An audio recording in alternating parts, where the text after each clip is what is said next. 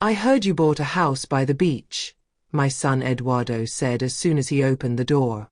"We came to live with you and make peace." He walked in without waiting for an answer, pushing the suitcases inside.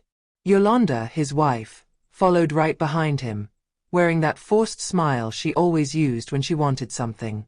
I didn't stop them. I let them enter as if the house belonged to them. They walked down the narrow hallway, looking around with curiosity and a poorly hidden sense of disdain. But when they reached the living room, something changed. Eduardo stopped abruptly. The confident expression vanished, replaced by a look of confusion. Yolanda bumped into him and dropped one of the suitcases. The sound echoed through the heavy silence that followed. They stood frozen, staring at what was in front of them. They tried to speak, but no words came out. They just stared, as if they couldn't understand what they were seeing.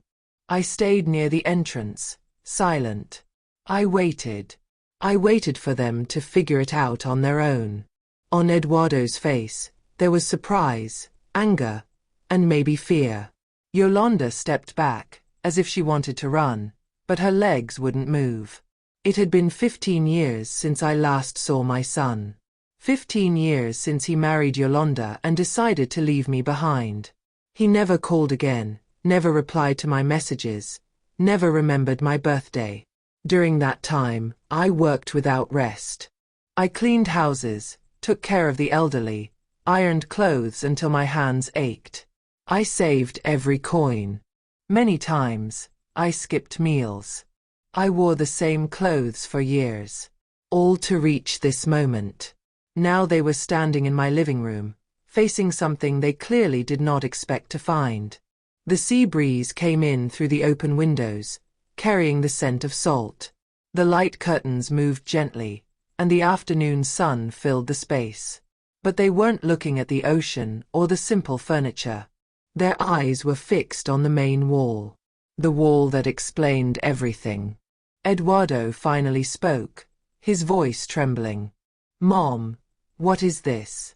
What's going on?" It didn't sound like a question. It sounded like an accusation. Yolanda moved closer to him and grabbed his arm, as if she needed support just to stay standing. Their eyes moved back and forth across the wall, over and over, as if they expected the image to change or simply disappear. I crossed my arms calmly and leaned against the doorframe. It still wasn't time to speak, or to explain anything. I wanted them to feel the discomfort, the confusion, the emptiness. Even if it was only a small fraction of what I had lived through during all those years of abandonment. The room fell into absolute silence, broken only by the steady sound of the ocean waves outside. A calm, almost comforting sound, brutally contrasting with the tension that filled every corner of the space. Eduardo took one step forward, then another, as if he were being pulled toward the wall. He slowly raised his hand, almost touching the surface, but stopped just short of it. "This can't be," he murmured. "This isn't real." Yolanda remained behind him, shaking her head in denial. Her lips moved, but no sound came out. It was impossible to tell whether she was praying or cursing. I had imagined this moment many times. I thought of speeches, answers, explanations. But right then, I realized that silence spoke far louder than any rehearsed words. My calm posture, my composed expression, said everything. Eduardo turned toward me, his eyes wide. "Mom, you need to explain what's going on here." His tone was demanding. The same tone he used when he was younger, when he believed the world owed him something. The same tone he used the last time he spoke to me, when he said I didn't fit into his new life. I took a deep breath before answering. "No," I said calmly. "First, you explain. Explain why, after so many years without a single call, you show up at my door with suitcases, acting as if you still have that right." My words hung in the air. Eduardo opened his mouth, but couldn't answer. Yolanda squeezed his arm tightly, her fingers turning white with tension. The afternoon light streamed through the windows, casting soft shadows across the floor. Everything seemed suspended in time. None of us moved. And I waited.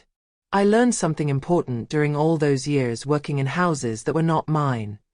The one who breaks the silence first loses. The one who shows desperation loses. So I stayed there, watching as Eduardo's confidence slowly began to crumble. Yolanda glanced toward the exit, restless, calculating her options. They were both starting to realize that nothing was going according to plan. That I was no longer the same woman they had left behind. Something had changed. And that something was right there, on the wall they couldn't stop staring at. I will always love you. You are my son, and that will never change. But loving you does not mean destroying everything I've built to fix mistakes you created yourself. Eduardo looked at me in disbelief, as if he couldn't accept that I was truly saying no. So that's it, he said. You're just going to abandon me? Let me lose everything? Let me face the justice system alone? His voice rose, heavy with desperation. What kind of mother does that? What kind of person watches her own child suffer and turns away? Before I could answer, Isabel stepped in front of me. The kind of mother who has learned to respect herself. The kind of person who understands that no one can save someone who refuses to change. She looked straight at Eduardo.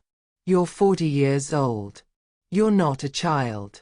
You're a grown man who made adult choices, and now you have to face adult consequences. Sergio, who had been silently observing, decided to speak.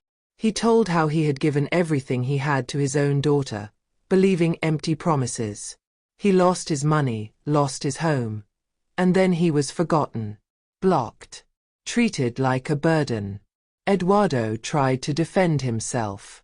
He said his situation was different, that he only needed help for a while. Then Roberto slowly stepped forward. My son never deliberately cheated me either, he said, his voice trembling. There were always emergencies. Always a reason. And I always helped. Until there was nothing left. He took a deep breath. When my money ran out and I got sick, he left too.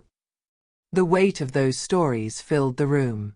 Eduardo and Yolanda were surrounded, not by people, but by the truth.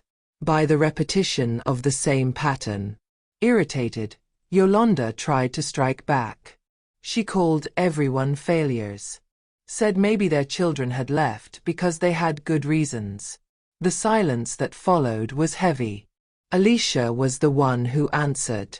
She told how she raised her children alone, beaten by her husband, working non-stop. And even so, when she finally escaped, her children chose to stay with their father because he had money. That was when I realized, enough was enough. I want both of you to leave, I said, calmly but firmly. You are not welcome in this house. And you are not welcome in this community. Before they left, I made one final offer. They could stay under the same rules as everyone else. Contribute what they could, work, show respect, and start over from zero. Eduardo brightened for a moment. But when he heard he would have to clean, cook, and work basic jobs, his pride took over. Yolanda laughed and said she would rather live on the street than accept that humiliation. Then go, Isabel replied coldly. No one is forcing you to stay. Eduardo hesitated. He asked me to reconsider. Said he was my only son. It hurt. It hurt deeply. But it wasn't enough to make me go back. You disappeared when I needed you, I said. Now you expect me to sacrifice myself again. I can't do that anymore. They left. And when the door closed, I cried. I cried for the son I lost, for the mother I was, for the woman I had to become. But I didn't cry alone. Everyone stayed with me. Time passed. The house grew. The community grew too. People arrived wounded, exhausted, looking for shelter. And they found dignity. A year later, Eduardo called. He was alone, working basic jobs, paying off debts. He said he had changed. He asked for another chance. I listened in silence. Then I replied, "I'm glad you're taking responsibility. But that's your journey, not mine." He accused me, said I was abandoning him. "No," I answered. "I'm letting you be an adult." I hung up. I blocked the number. And for the first time, I felt peace. That night, we ate together. We laughed. We celebrated. The sun set over the ocean while soft music played. There, surrounded by the family I chose, I understood. Sometimes the greatest act of love is stopping the rescue, so someone can learn to save themselves. Family isn't just blood. Family is respect. And finally, I was home. Leave a like, comment what you thought of the story, and share it.